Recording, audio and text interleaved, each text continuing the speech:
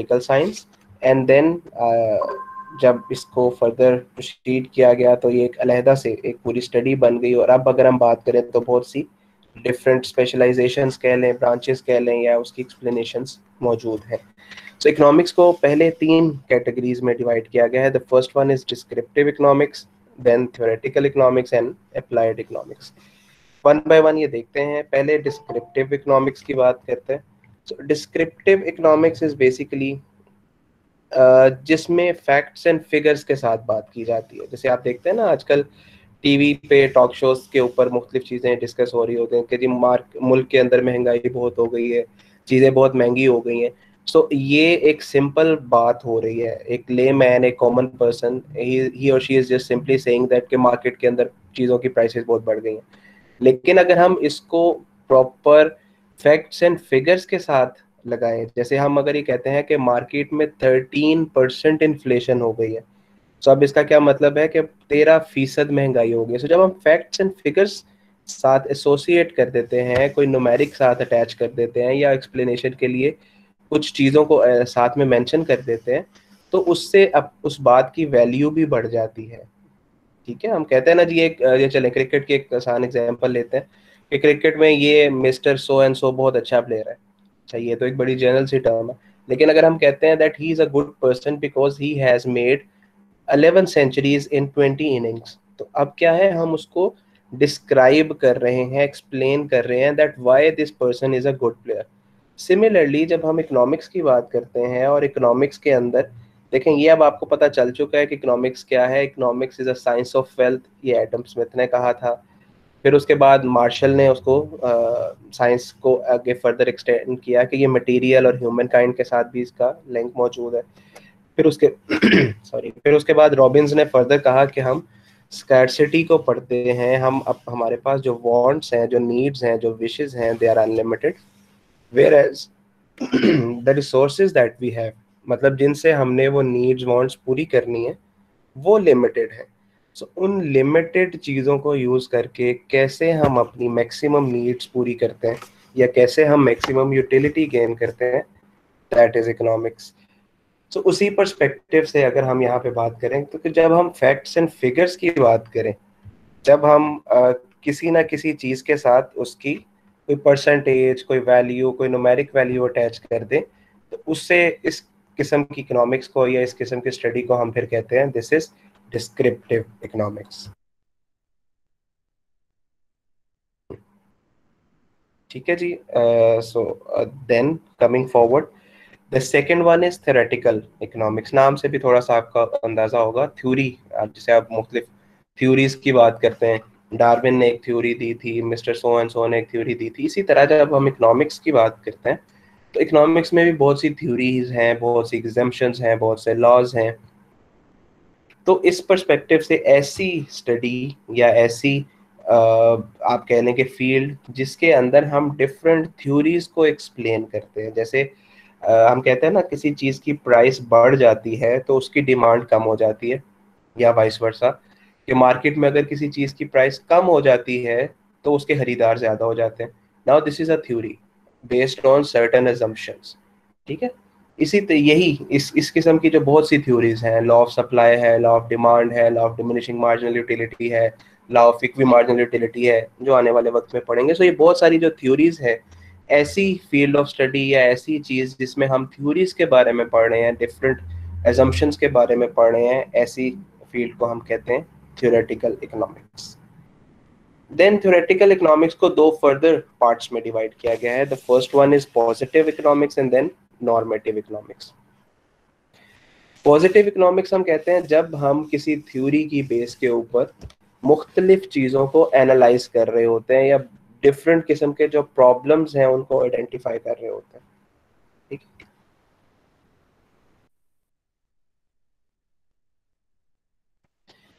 Different किस्म के problems को आइडेंटिफाई करने से मतलब ये है कि हम कहते हैं आज, या चले आजकल की एग्जांपल ले लेते हैं कि कोरोना की वजह से लोगों के बिजनेसेस जो हैं वो बंद हो रहे हैं, और बिजनेसेस बंद होने की वजह से लोगों के जो सोशल सेटअप है, या जो लोगों के पास स्टैंडर्ड ऑफ लिविंग है, या जो लोगों की अर्निंग और उनको एक्सपेंडिचर करने की बात है, वो इम्पैक्ट हो रही है।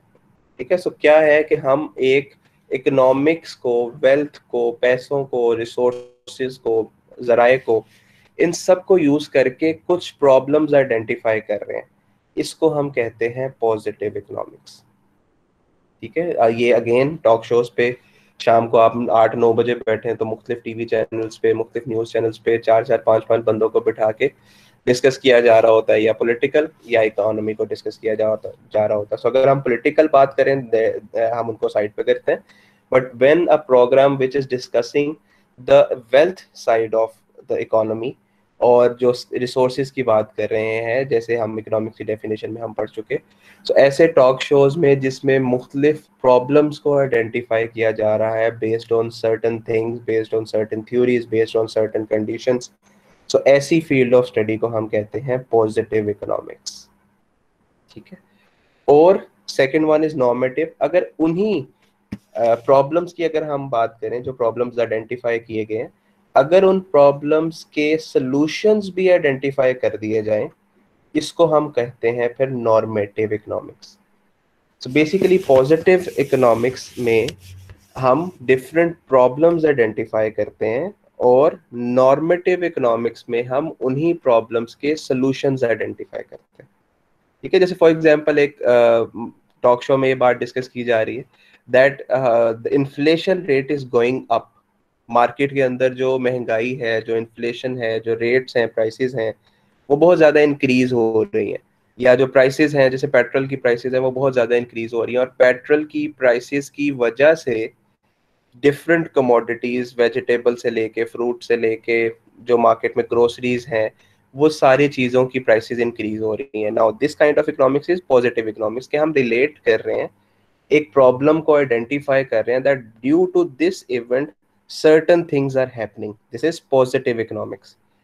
और जब हम उन प्रॉब्लम्स के सॉल्यूशंस की तरफ चले जाते हैं, जैसे हम कहते हैं that we should reduce the oil prices, जब हम पेट्रोल की प्राइसेस कम करेंगे तो उसका इम्पैक्ट सब चीज़ों पे आएगा, क्योंकि ट्रांसपोर्टेशन तो सेम है, तो ट्रांसपोर्टेशन कॉस्ट कम होगी, ट्रांसपोर्टेशन कम होने की वजह से सब्जियां सस्ती हो जाएंगी, ग्रोसरी सस्ती हो जाएंगी, मुख्तलिफ चीज़ें सस्ती हो जाएंगी। Now the same study is, we will call it as normative economics. ठीक है, सो क्लियर हो गया डिफरेंस। पॉजिटिव में हम प्रॉब्लम्स आइडेंटिफाई करते हैं, और नॉर्मेटिव, जी बेटा, और नॉर्मेटिव इकोनॉमिक्स में हम उन प्रॉब्लम्स के सॉल्यूशंस आइडेंटिफाई करते हैं। फिर पॉजिटिव इकोनॉमिक्स की दो फर्दर सब टाइप्स हैं, micro economics and macro economics. One by one इसको देखते हैं। The first one is micro economics. Micro नाम से भी थोड़ा सा अंदाजा हो रहा है, माइक्रो का मतलब होता है छोटे लेवल पे, इंडिविजुअल बेसिस पे, टाइनी लेवल पे, स्मॉल लेवल पे। सो जब हम इन प्रॉब्लम्स को स्मॉल लेवल पे आइडेंटिफाई करते हैं, इंडिविजुअल बेसिस पे आइडेंटिफाई करते हैं, जैसे मैंने आपको भी बताया पॉजिटिव इकोनॉमिक्स में हम प्रॉब्लम्स आइडेंटिफाई कर रहे हैं, और अगर उन प्रॉब्लम्स का इम्पैक्ट हम इंडिविजुअल्स की लाइफ पे देखते हैं, that is called micro economics. जैसे हम कहते हैं कि एक लेट से पेट्रोल की प्राइसेस ज्यादा होने की वजह से मेरे पे पर मंथ इतना बर्डन ज्यादा पड़ रहा है, दिस इज माइक्रो इकोनॉमिक्स। ठीक है, या किसी चीज की प्राइस ज्यादा होने की वजह से एक सिंपल फैमिली के ऊपर इतना एक्स्ट्रा बर्डन पड़ जाता है, दिस इज माइक्रो इकोनॉमिक्स। तो जब आप एक छोटे लेवल को डिस्कस कर रहे हैं, एक माइक्रो लेवल को, एक इंडिविजुअल को, एक छोटी फैमिली को, एक छोटे सेटअप को, that kind of study is called micro economics. और जब आप एक बड़े लेवल पर डिस्कस करते हैं, जैसे पूरे पाकिस्तान के ऊपर इसका क्या इम्पैक्ट आएगा, या ग्लोबली क्या इम्पैक्ट आएगा, या एक पूरी इकोनॉमी के ऊपर इसका क्या इम्पैक्ट आएगा, so that is called macro economics. ठीक है, सो माइक्रो में हम इंडिविजुअल बेसिस पे, स्मॉल बेसिस पे, टाइनी बेसिस पे, माइक्रो लेवल के ऊपर डिस्कस करते हैं, इसे हम माइक्रो इकोनॉमिक्स कहते हैं। और जब हम एक मैक्रो लेवल पे, बड़े लेवल पे, बिगर पर्सपेक्टिव के अंदर, इकोनॉमी के पर्सपेक्टिव के अंदर, एक मुल्क के पर्सपेक्टिव या ग्लोबल पर्सपेक्टिव में बात करते हैं, उससे फिर हम मैक्रो इकोनॉमिक्स कहते हैं। And coming back, descriptive, theoretical, and then the third one was applied economics. So वो सारे चीज़ें जो थ्योरीज, जो सेकंड स्टेज पे थ्योरेटिकल इकोनॉमिक्स में मैंने आपको बताया, कि जो डिफरेंट थ्योरीज हैं कि लॉ ऑफ डिमांड है, लॉ ऑफ सप्लाई है, लॉ ऑफ मार्जिनल यूटिलिटी है, कि प्राइसेस ज़्यादा होने से डिमांड पे क्या असर पड़ेगा, प्राइसेस कम होने से सप्लाई पे क्या असर पड़ेगा। सो ये जो सारी थ्योरीज हैं, जब इनको प्रैक्टिकली अप्लाई कर दिया जाता है, then it is called applied economics. ठीक है, so basically application of those theories और दोज लॉज और दोज रेगुलेशंस, जिसको आप हम थ्योरीज का नाम दे रहे हैं, लॉ ऑफ डिमांड वगैरह, इनको जब हम प्रैक्टिकली अप्लाई कर देते हैं, उसको हम कहते हैं फिर अप्लाइड इकोनॉमिक्स। तो ये बेसिक सा एक चार्ट है जिसमें इकोनॉमिक्स की जो बेसिक्स है, जो स्टडी है इकोनॉमिक्स, फिर इसकी आगे बहुत सी अब सब ब्रांचेस बन गई। एग्रीकल्चरल इकोनॉमिक्स भी मौजूद है, डेवलपमेंट इकोनॉमिक्स भी मौजूद है, और बहुत से ऐसे सब्जेक्ट्स हैं जो आहिस्ता आहिस्ता एक्सपैंड होते चले जा रहे हैं। ठीक है, but these are the major types, जिनके आगे फिर सब ब्रांचेस बनती चली जा रही हैं। यहाँ तक कोई क्वेश्चन है तो पूछ लें। सर डिस्क्रिप्टिव, ये दोबारा समझाइएगा, डिस्क्रिप्टिव इकोनॉमिक्स। डिस्क्रिप्टिव इकोनॉमिक्स होती है बेटा जिसमें हम किसी, जब हम बात करते हैं तो उसके साथ फैक्ट्स एंड फिगर्स जोड़ते हैं, ताकि हमारी बात में वेट आ सके, ताकि हमारी बात ज्यादा ऑथेंटिक हो सके। जैसे मैं कहता हूँ mister ABC is a good student. Now this is a वेग टर्म, मतलब अ गुड स्टूडेंट, उसकी डेफिनेशन क्या है कि उसके 50% नंबर है, 60% नंबर है, 55% नंबर है, कुछ पता नहीं चल रहा। I am simply saying that he is a good student.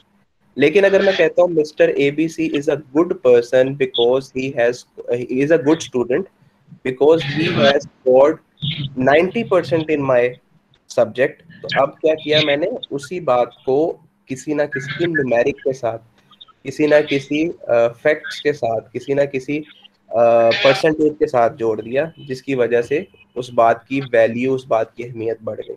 सो इसको हम कहते हैं डिस्क्रिप्टिव इकोनॉमिक्स। दैट मीन्स ऐसी फील्ड ऑफ स्टडी जिसके अंदर जब हम वेल्थ की बात करते हैं, जब हम रिसोर्सेज की बात करते हैं, तो सिर्फ वेग टर्म्स नहीं बल्कि परफेक्टली उनके फैक्ट्स एंड फिगर्स की बात करते हैं। जैसे मैं कहता हूँ मार्केट में इन्फ्लेशन 13% हो गई है, अब क्लियर कट बात है कि 13% महंगाई हो गई है। या मैं कहता हूँ मार्केट के अंदर पर कैपिटा इनकम पाकिस्तान की $1,500 है, तो वो एक स्पेसिफिक आइडेंटिफाई हो गई। तो जब मैं फैक्ट्स एंड फिगर्स की बात करता हूँ तो उसे हम कहते हैं डिस्क्रिप्टिव इकोनॉमिक्स। ठीक है जी।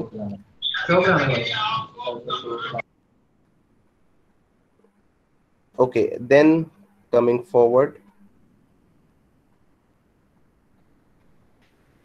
New concept is production possibility frontier. इसको प्रोडक्शन पॉसिबिलिटी कर्व भी कहते हैं, फ्रंटियर भी कहते हैं। ये तो अब आपने ग्राफ जो है वो सीखना है, और ऐसे स्टूडेंट्स जिनको भी ग्राफ के बारे में नहीं पता, जिन्होंने मैथ्स में ज़्यादा वर्किंग नहीं की, थोड़ा सा मैं ब्रीफली ग्राफ को एक्सप्लेन कर देता हूँ यहाँ पे, और फिर इसको मैं वापस टॉपिक पे आऊँगा। ये देखें, आपके साथ एक आपके पास एक ग्राफ बना हुआ है, दिस वन। अब ये जो साइड है that is called vertical side, and जो जमीन के साथ वाली है that is called horizontal side.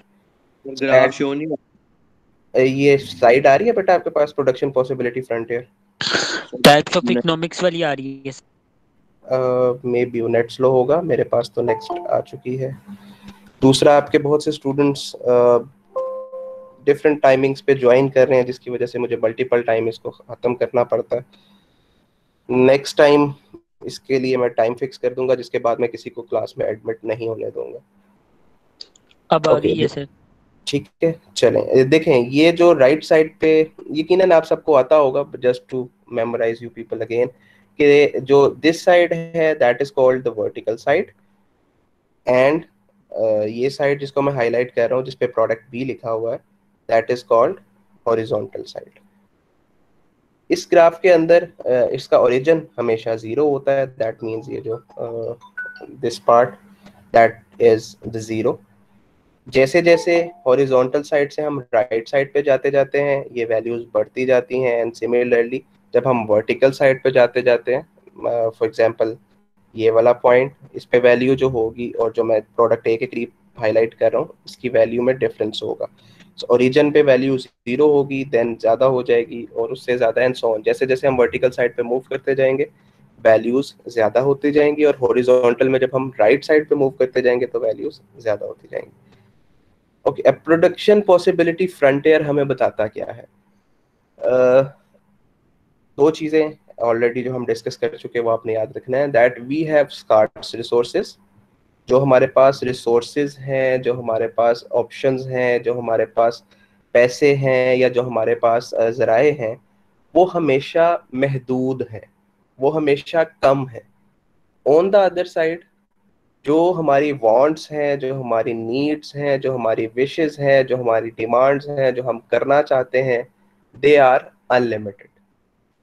अब इसी तरह अगर हम किसी बिजनेस की बात करें, किसी मैन्युफैक्चरर की बात करें, किसी फैक्ट्री के ओनर की बात करें, किसी मिल के ओनर की बात करें, तो उसके पास भी जो रिसोर्सेज हैं वो लिमिटेड हैं, और वो चाहता क्या है? वो प्रोडक्शन चाहता है कि बहुत ज़्यादा हो जाए। फॉर एग्जाम्पल, एक फैक्ट्री का ओनर है जिसकी फैक्ट्री में दो चीज़ें बनती हैं, एक फुटबॉल बनते हैं और सेकंड बास्केटबॉल बनते हैं। ठीक है, सो फुटबॉल्स, लेट से हम उसको कह देते हैं फुटबॉल इज प्रोडक्ट ए, जो यहाँ पे वर्टिकल साइड पे लिखी हुई है, and basketball are product B, जो हॉरिजॉन्टल साइड पे लिखी हुई है। Now the problem of economics is still there, that we have limited resources. इसका मतलब है कि अगर वो फुटबॉल ज़्यादा बनाएगा तो उसका मतलब है उसके रिसोर्सेज ज़्यादा फुटबॉल पे लगेंगे, उसकी लेबर ज़्यादा फुटबॉल पे लगेगी, उसकी फैक्ट्री की जो जगह है, 4 फैक्टर ऑफ प्रोडक्शन थे, land, labour, capital, entrepreneurship. So land की बात करें तो फुटबॉल ज़्यादा बन रहे हैं तो ऑब्वियसली वो कवरेज एरिया जो होगा ज़्यादा फुटबॉल के हवाले से होगा। लेबर की बात करें तो अगेन लेबर ज़्यादा उसी पे लगी होगी। कैपिटल मतलब वो पैसा, पैसा रॉ मटेरियल भी खरीदना है, लेबर को भी पे करना है, ज़मीन का रेंट भी हो सकता है देना हो, सो पैसा भी ज़्यादा वहीं पे लग रहा है। एंड लास्टली ऑर्गेनाइजेशन या मैनेजमेंट या एंटरप्रेन्योरशिप, उसके अंदर भी ज़्यादा जो चीज़ें रिक्वायर्ड होंगी वो ऑब्वियसली फुटबॉल के हवाले से होंगी। तो इसका मतलब ये है कि जब हम किसी एक प्रोडक्ट के ऊपर ज़्यादा रिसोर्सेज लगाएंगे तो कोई ना कोई दूसरी प्रोडक्ट हमारी सफ़र हो रही होगी। अगर हम ए प्रोडक्ट ज़्यादा अचीव करना चाहेंगे तो शायद बी हमें सेक्रीफाइस करनी पड़ेगी, और इसी तरह अगर हम बी प्रोडक्ट जो है वो ज़्यादा करने की कोशिश करेंगे तो हमारी ए प्रोडक्ट जो है वो कहीं ना कहीं सेक्रीफाइस हो रही होगी। ठीक है, यहाँ तक कोई चीज़ अगर आपको समझ नहीं आ रही तो मुझसे पूछ लो। सर इस जी टॉपिक पे थोड़ा सा दोबारा बताते हैं टॉपिक के बारे में। सर दोबारा पूछें, क्या कहा आपने? सर मैं कह रहा हूँ कि ये टॉपिक थोड़ा सा दोबारा एक मिनट रिव्यू करवाते हैं। ओके जी, मैं बता देता हूँ कुछ स्टूडेंट्स को, ज़रा मैं एडमिट कर लूँ।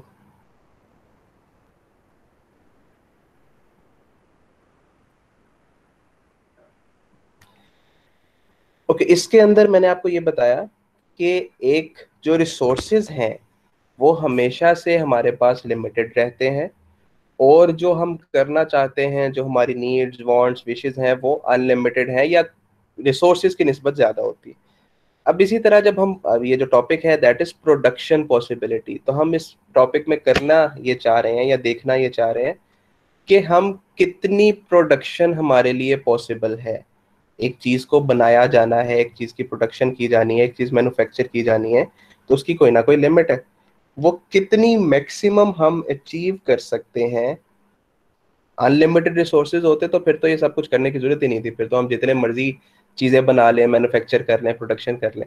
इशू क्या है कि जब हम किसी चीज़ को मैन्युफैक्चर करने की या प्रोड्यूस करने की कोशिश करते हैं तो उसके साथ रिसोर्सेज लगते हैं, और वो रिसोर्सेज हमारे पास लिमिटेड है। नाउ इस ग्राफ के हवाले से जो मैं आपको बता रहा था, लेट्स से कि देयर आर अ मिल और a factory has two basic products. Product A let's assume कि ये फुटबॉल्स है, तो या तो वो फुटबॉल बना सकती है या product B, let's say product B जो है दैट इज बास्केटबॉल। सो अगर वो प्रोडक्ट ए के ऊपर ज्यादा इन्वेस्ट करेंगे, मतलब रॉ मटेरियल ज्यादा फुटबॉल का खरीदेंगे, लेबर ज्यादा फुटबॉल पे लगाएंगे, पैसा ज्यादा फुटबॉल पे लगाएंगे, तो उसके नतीजे में क्या चीज सफर होगी? उसके नतीजे में बास्केटबॉल सफर होंगे कि ऑब्वियसली सारा पैसा अगर आपका प्रोडक्ट, या चलें इससे भी आसान एग्जांपल ले लेता हूँ, आपके पास लेट से 1000 रुपीज है and you have two options. Option A कि आप मूवी देख लें, ऑप्शन बी कि आप लंच कर लें। ठीक है, सो अब मूवी देखने के भी आपके पास 1000 रुपीज है, लेट से मूवी जो है वो 200 रुपीज की आप एक मूवी देख सकते हैं, तो 1000 रुपीज में आप कितनी देख पाएंगे? 5।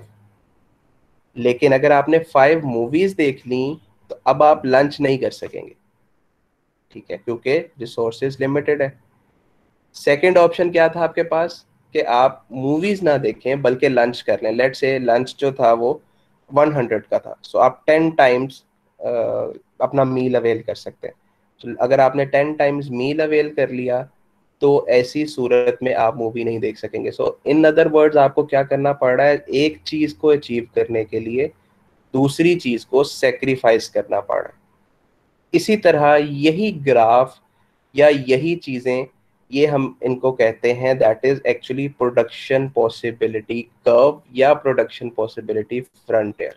जब हम इसको ग्राफिकल प्रेजेंटेशन दे देंगे, इस तरह का चार्ट बना देंगे, तो ये एक प्रोडक्शन पॉसिबिलिटी कर्व बन जाएगा। ये जो आपको स्लोप सी नजर आ रही है, जो लाइन है, दैट इज कॉल्ड कर्व। सो इसको हम प्रोडक्शन पॉसिबिलिटी कर्व कह देंगे या प्रोडक्शन पॉसिबिलिटी फ्रंटियर कह देंगे।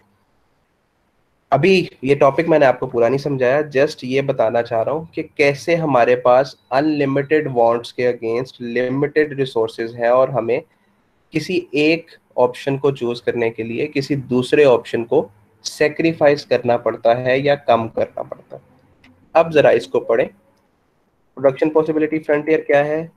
ये हमें बताता है that maximum amount of production which can be obtained by an economy given its technological knowledge and quantity of inputs available.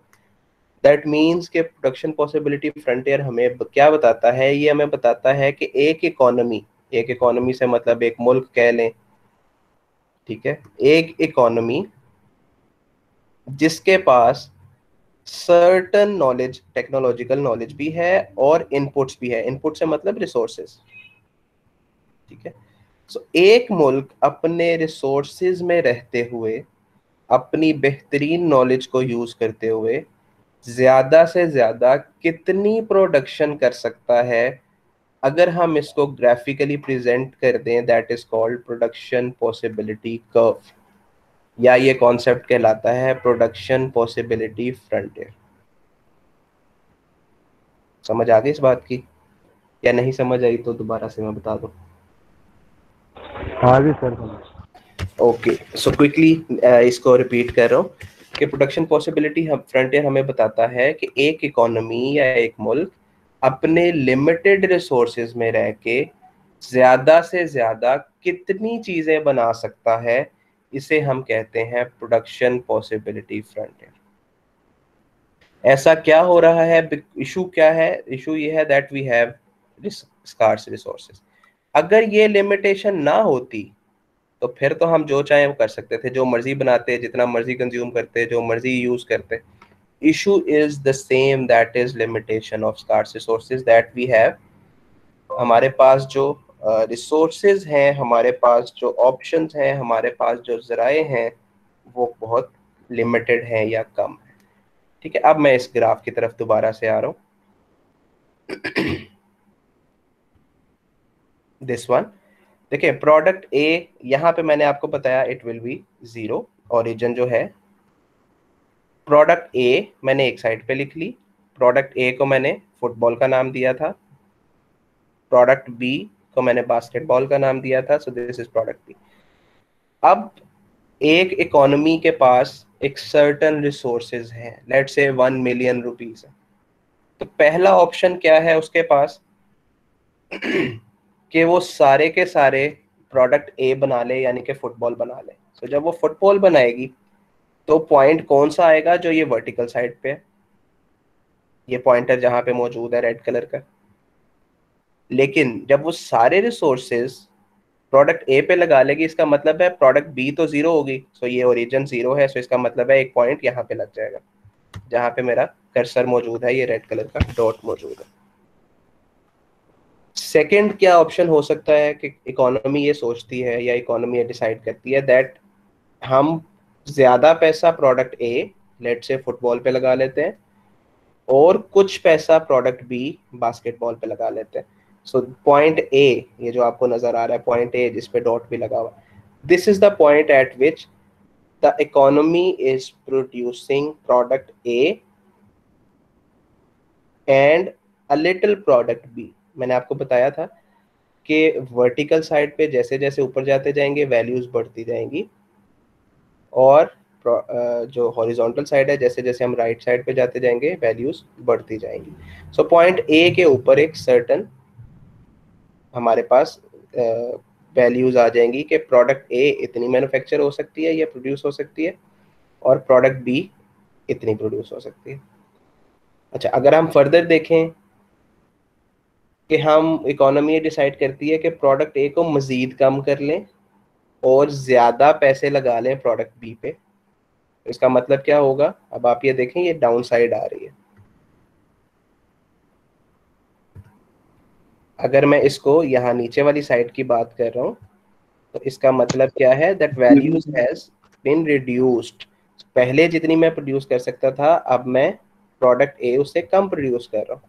लेकिन ये कम प्रोड्यूस करने की वजह से क्या हुआ, मैंने ज्यादा प्रोडक्ट बी प्रोड्यूस कर ली। ठीक है, from this place to this place. Similarly जी बेटा। सर आपका कर्सर नहीं पता चल रहा कहाँ पे मूव हो रहा है, पता नहीं चल रहा आप क्या से समझा रहे हैं, बस वो शो ही हो रहा है, ग्राफ शो हो रहा है बस। ये जो रेड कलर का कर्सर किसी को भी नजर नहीं आ रहा? नो सर, बस ग्राफ ही नो है। सर। नहीं सर, नहीं नजर आ रहा। No sir. No sir. ठीक है जी, ठीक है। चलें फिर मैं वैसे आपको समझाने की कोशिश करता हूँ। आई थॉट कि ये कर्सर मेरे पास है तो आपके पास भी विजिबल होगा। ग्राफ आपको नजर आ रहा है, ये तो क्लियर है? जी सर, ग्राफ जी सर, ग्राफ नजर आ रहा है। Yes sir. ओके, ये जो लेफ्ट साइड पे रेड कलर का कर्व है जिसके ऊपर लिखा हुआ है प्रोडक्शन पॉसिबिलिटी फ्रंटियर, ये वर्टिकल एक्सिस के ऊपर जहां पे प्रोडक्ट ए लिखा हुआ है यहाँ पे टच हो रहा है। Yes sir. यहाँ तक समझ आ गई? जी ठीक है। जब ये वर्टिकल साइड पे ब्लैक कलर की लाइन पे जब टच हो रहा है जहां प्रोडक्ट ए लिखा हुआ है, सो रेड और ब्लैक जहां पे इंटरसेक्ट कर रहे हैं, इसका मतलब है प्रोडक्ट ए अपनी मैक्सिमम कैपेसिटी पे प्रोड्यूस हो रही है, और इस पॉइंट के ऊपर प्रोडक्ट बी जो है वो जीरो प्रोड्यूस हो रही है। इस पॉइंट की अगर किसी को समझ नहीं आई तो ये मुझसे पूछ लें। ये बेसिकली ग्राफ की जस्ट एक्सप्लेनेशन है। आपने पहले भी बहुत से ग्राफ्स बनाए होंगे मैट्रिक में या फर्स्ट ईयर में या सेकंड ईयर में। तो जब मैं बात करता हूँ, चले वेट करें, ठहरे, मैं इसका एक और वे आउट निकालता हूँ।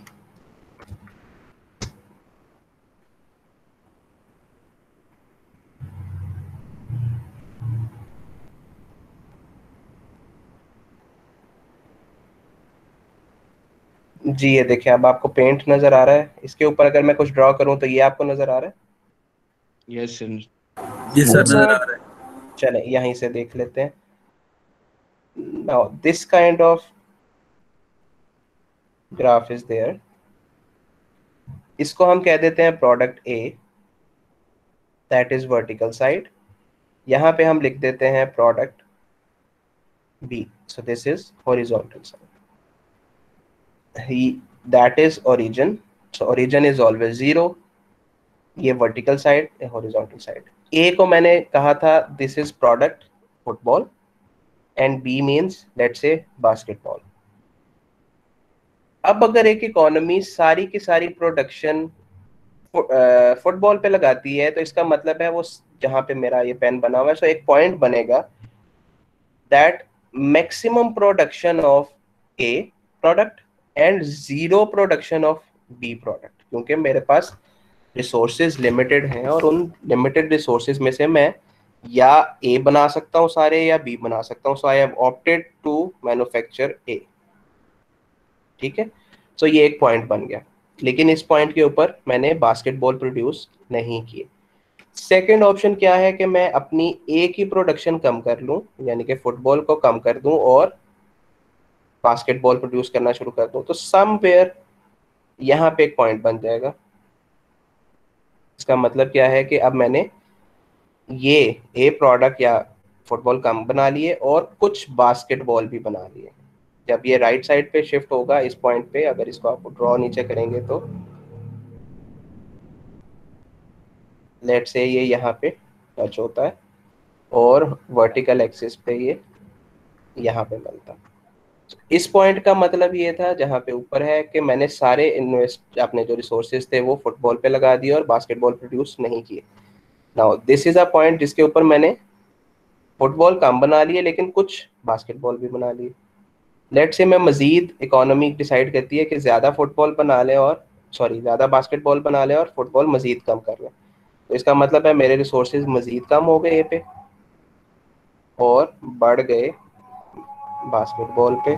सो ये एक नया पॉइंट बन गया। इसी तरह लेट से कि मजीद ए पे कम लगाते हैं और बी पे ज़्यादा, सो ये नाउ यहाँ पे एक कर्व बन जाएगा हमारा।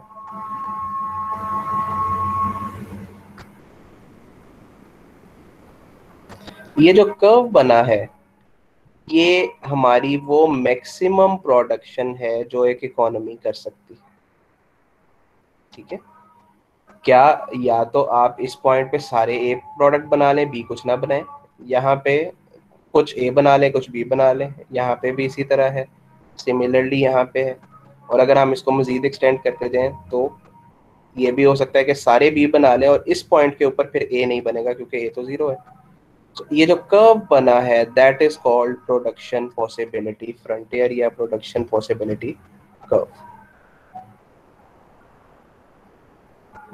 ठीक है, समझ आ गया जी? Yes sir. Yes sir. Okay, so मैं इसको क्लोज कर रहा हूँ। अगर समझ नहीं आया तो पूछ लें, किसी को भी समझ नहीं आया तो पूछ लें। ओके,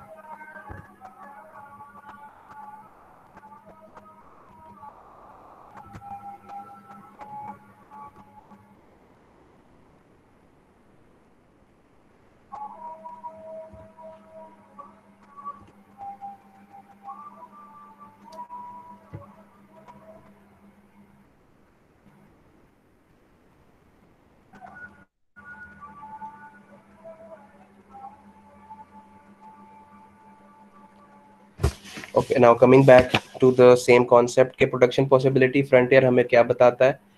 प्रोडक्शन पॉसिबिलिटी फ्रंटियर हमें बताता है कि एक इकोनॉमी अपने जो भी उसके पास नॉलेज है और जो भी उसके पास रिसोर्सेज है उनमें रह के मैक्सिमम कितनी प्रोडक्शन ले सकता है, that is what production possibility frontier actually tells us.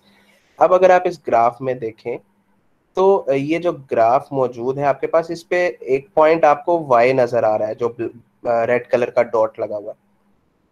Question ये है कि क्या ये इकोनॉमी इस y पॉइंट को अचीव कर सकती है?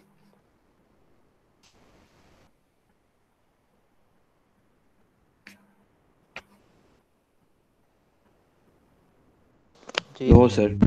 क्यों नहीं कर सकती? कोई जवाब इसका?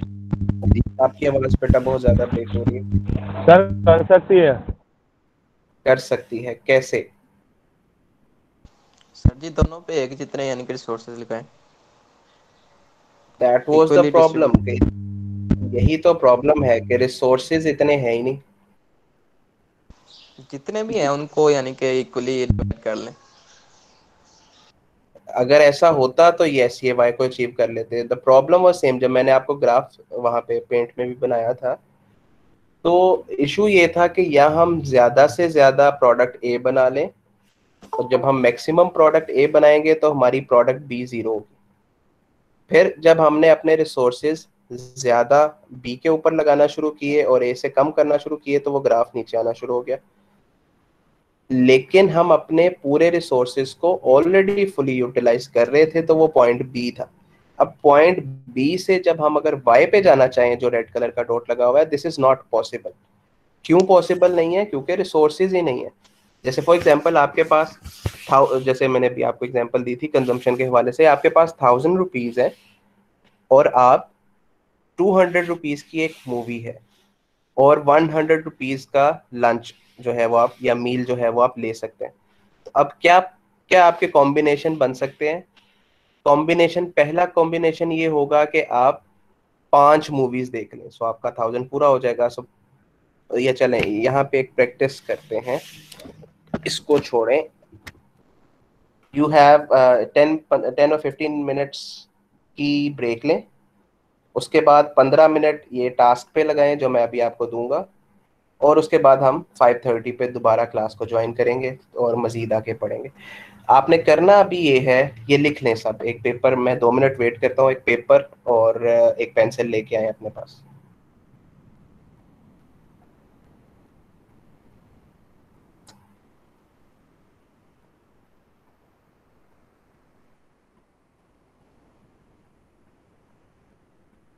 Yes sir. ओके, ले आए आप। चलें, नाउ द थिंग इज कि आपने, आपके पास टोटल इनकम है 5000। लिखना शुरू करें। Total income is equals to 5000। एक मिनट सर, एक मिनट।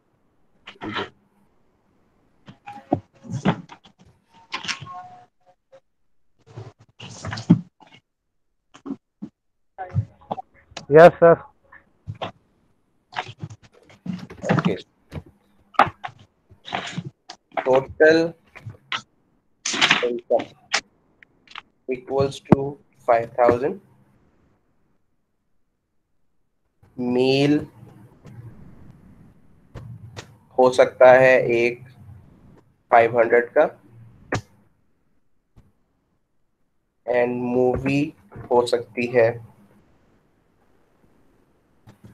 1000 की। ठीक है, सो ये सिर्फ 3 बेसिक चीजें आपने लिखनी है। Total income 5000, meal 500 and movie 1000। आपने अपने लिमिटेड रिसोर्सेज लिमिटेड है, ये 5000 से ज्यादा इनकम नहीं बन सकती। तो आपके पास, आपने सारा कुछ कैलकुलेट कर लिया, मैक्सिमम रेवेन्यू जो आप जनरेट कर सकते हैं दैट इज 5000।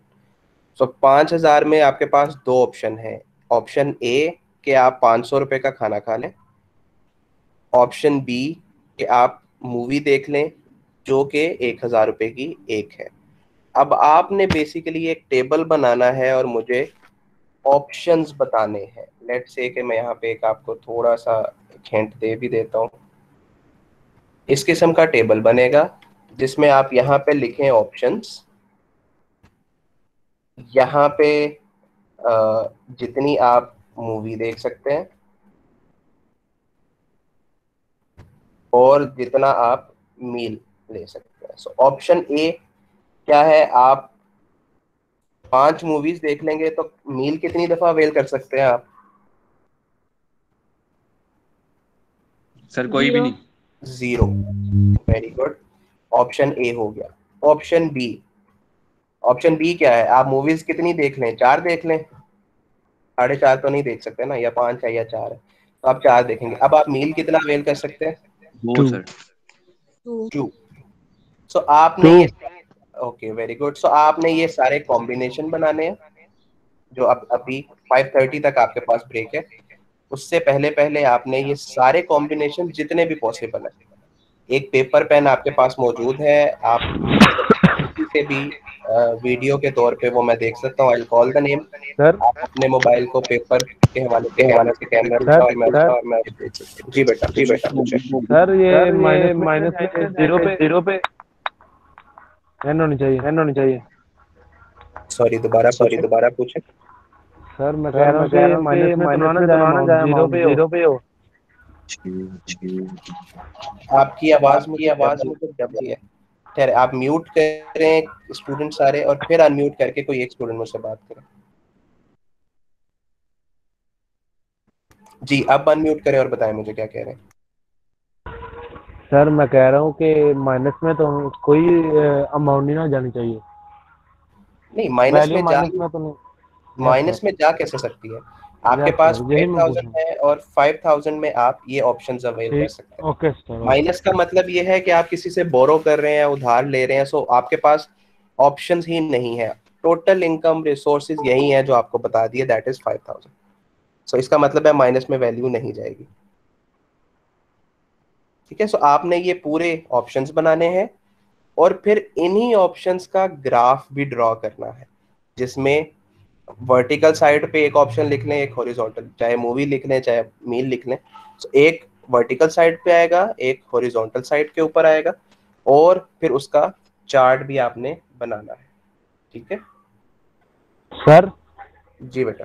सर थोड़ा सा हिंट दे सकते हैं कि चार्ट कैसे बनाना है? ये जो दो ऑप्शन आपने लिखे इनका बना के दिखा सकते हैं? यही तो आपने करना है, जैसे आपने अभी प्रेजेंटेशन में देखा है, स्लाइड्स में देखा है कि एक साइड के ऊपर प्रोडक्ट ए आएगी, सेकंड साइड पे प्रोडक्ट बी आएगी। सो चले मैं बना देता हूँ आपको, जैसे मैंने पेंट के अंदर भी बनाया था।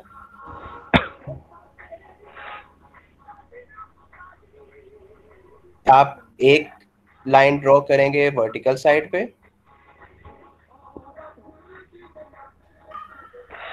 एक लाइन आप ड्रॉ करेंगे हॉरिजॉन्टल साइड पे।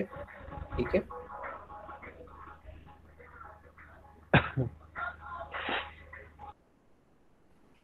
हॉरिजॉन्टल साइड पे आप मील लिख लें या मूवी लिख लें, या आपकी मर्जी है। और इसी तरह जो आपने हॉरिजॉन्टल पे लिखा होगा उसका ऑपोजिट जो था वो आप वर्टिकल पे लिख लेंगे। अब ये पॉइंट आपका 0 होगा, ओरिजिन, दिस वन। ठीक है, so this one will be 0।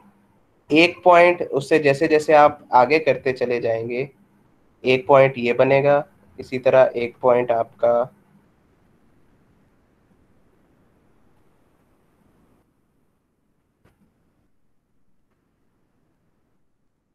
Equal distance के ऊपर बनते जाएंगे आपके पॉइंट्स।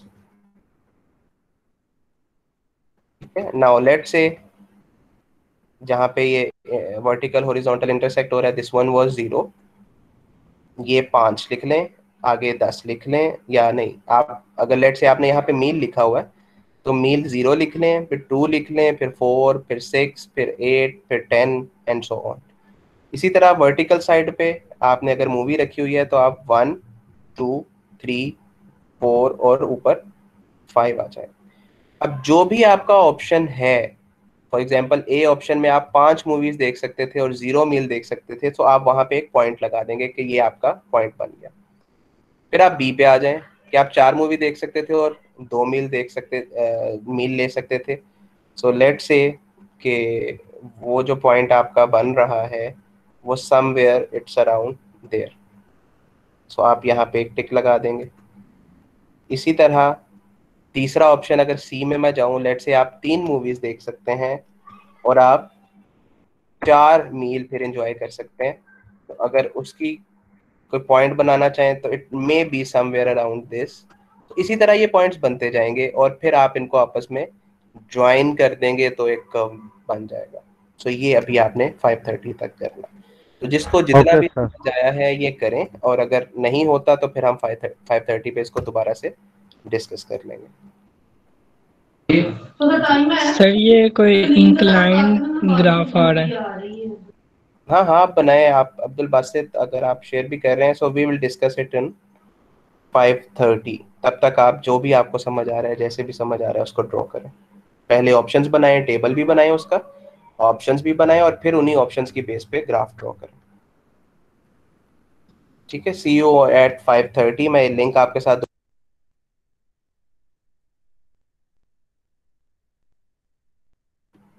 ठीक है, आई आई बी साइनिंग ऑफ। आप बनाएं और फिर उसके बाद दोबारा बात होती है 5:30 बजे।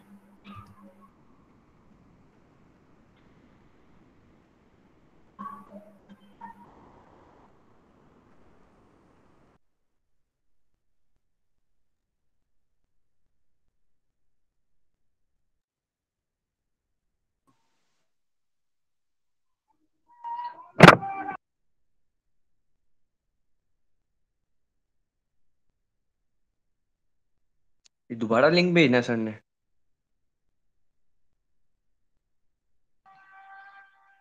कह रहे थे दोबारा भेजूंगा। मतलब ठीक है सर। हाँ चलो सही है।